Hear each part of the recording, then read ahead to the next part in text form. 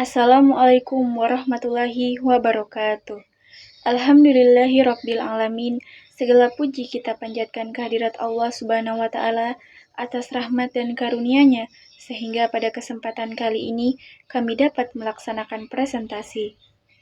Salawat serta salam semoga senantiasa tercurah kepada junjungan kita Nabi Allah Nabi Muhammad SAW beserta keluarga, sahabat, dan para pengikutnya hingga akhir zaman. Sebelumnya, perkenalkan, saya atas nama Ismawati dengan NIM 224020101 Prodi Hukum Ekonomi Syariah semester 3. Saya selaku moderator kelompok 2 dan presentasi ini semata-mata untuk memenuhi tugas mata kuliah Fikih Muamalah dan dosen pengampu Ibu Ramadhani SSY MH. Untuk mempersingkat waktu, saya serahkan kepada rekan saya Aditya Ardiansyah untuk memaparkan makalah dan PPT kami. Kepadanya saya persilahkan. Assalamualaikum warahmatullahi wabarakatuh. Saya Aditya Ardiansyah di sini akan menjelaskan apa sebenarnya muamalah itu. Sebelum kita masuk dalam pengertian, saya akan menjelaskan beberapa hal. Muamalah dalam Islam itu adalah sebuah pedoman untuk mencapai suatu transaksi yang berkah.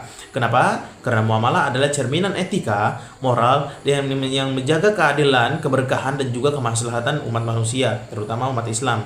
Maka dari itu, saya mengajak teman-teman untuk sama-sama kita memahami konsep, prinsip, dan juga larangan-larangan dalam muamalah. Agar apa? Agar setiap transaksi kita senantiasa diridhoi oleh Allah Subhanahu wa taala. Yang pertama adalah sebenarnya apa itu muamalah? Secara bahasa, muamalah berarti perlakuan atau tindakan. Kemudian dalam syariat Islam, muamalah diartikan sebagai segala aturan Allah Subhanahu wa taala yang berkaitan dengan interaksi sesama manusia. Ini bukan hanya sebatas jual beli, tapi mencakup luas sewa menyewa, pinjam meminjam, perbankan, hingga urusan perdata lainnya. Tujuan utamanya sudah jelas, menciptakan tatanan masyarakat yang adil, kemudian masyarakat yang makmur, kemudian juga masyarakat yang harmonis. Sebagai apa? Sebagai fondasi utama kita dalam bertransaksi adalah kerelaan dan juga keadilan. Allah Subhanahu wa taala berfirman, "Hai orang-orang yang beriman, janganlah kamu makan harta sesamamu dengan jalan yang batil, kecuali dengan jalan perniagaan yang berlaku suka sama suka di antara kamu." Quran Surat An-Nisa ayat 29. Kemudian hal ini juga merupakan sebuah prinsip, yaitu prinsip ini adalah kunci bagi kita semua. Selanjutnya adalah prinsip dasar dalam muamalah. Untuk mencapai suatu transaksi yang berkah, ada 3 prinsip dasar yang wajib kita pegang.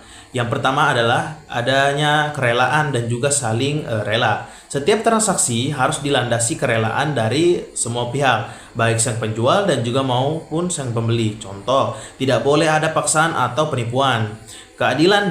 Kemudian yang kedua adalah keadilan dan kesetaraan. Muamalah menuntut perlakuan yang adil dan seimbang. Tidak ada pihak yang diuntungkan secara tidak wajar atau dirugikan tanpa hak. Kemudian yang terakhir adalah kehalalan dan kebaikan atau thayyib. Objek transaksi itu harus halal dan baik serta tidak bertentangan dengan syariat Islam. Termasuk juga di dalamnya adalah terhindar dari perbuatan gharar atau barang diperjualbelikan itu tidak jelas. Selanjutnya adalah beberapa larangan utama dalam transaksi muamalah. Prinsip muamalah diperkuat dengan larangan tegas yang bertujuan agar kita menjaga integritas pasar dan juga melindungi hak individu. Ada 3 larangan fatal yang harus kita hindari. Baik, selanjutnya adalah larangan utama dalam muamalah. Prinsip muamalah diperkuat dengan larangan tegas yang bertujuan menjaga integritas pasar dan melindungi hak individu. Ada 3 larangan fatal yang harus kita hindari. Yang pertama yaitu riba, yaitu penambahan pembayaran tanpa imbalan sebagai akibat dari penangguhan waktu. Riba secara mutlak diharamkan. Karena apa? Karena mengandung unsur eksploitasi dan ketidakadilan. Allah dan Rasul-Nya bahkan akan memerangi orang yang tidak meninggalkannya. Kemudian yang kedua adalah gharar dan maisir. Maisir itu adalah perjudian atau transaksi yang untung-untungan yang dilarang. Kemudian atau sementara gharar itu adalah ketidakjelasan barang yang berlebihan dalam kontrak. Keduanya dapat menyebabkan perselisihan dan juga kehancuran ekonomi.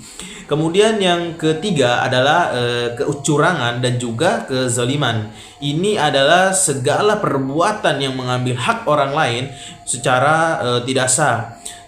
Contohnya seperti apa? Seperti menipu timbangan, kemudian menipu kualitas, kemudian adalah menyembunyikan cacat, kemudian menyembunyikan baik itu cacat barang maupun cacat kontrak.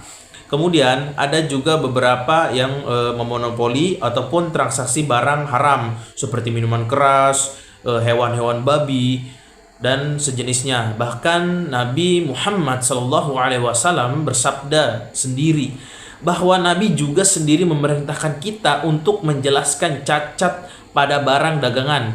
Menjauhi ketiganya adalah kunci keberkahan harta. Kemudian yang terakhir adalah hikmah apa yang bisa kita dapat dari larangan-larangan ini, bahwasannya mencapai ridha Allah itu sendiri, menegakkan keadilan sosial itu sendiri, dan mewujudkan ekonomi berkah yang stabil dan etis. Muamalah yang berlandaskan syariat Islam ini bukan hanya tentang mencari profit, tetapi tentang nilai-nilai kemanusiaan, keadilan, dan kepatuhan kita kepada Allah Subhanahu wa taala. Memahami dan mengamalkan muamalah adalah jalan kita menuju kebaikan dan juga keberkahan. Sebagaimana firman Allah Subhanahu wa taala mengatakan berfirman bahwasannya, maka barang siapa yang mengikuti petunjukku, ia tidak akan sesat dan tidak akan celaka. Quran surat Toha ayat 123. Nah, maka dari sini kita jadikan bahwasannya muamalah itu sebagai pedoman dalam setiap interaksi ekonomi kita, baik itu jual beli maupun transaksi lainnya. Itulah mungkin beberapa penjelasan singkat tentang muamalah dan juga beberapa hal yang dilarang dalam muamalah. Kurang dan lebihnya mohon dimaafkan. Saya Aditya Ardiansa, saya akhiri. Wassalamualaikum warahmatullahi wabarakatuh.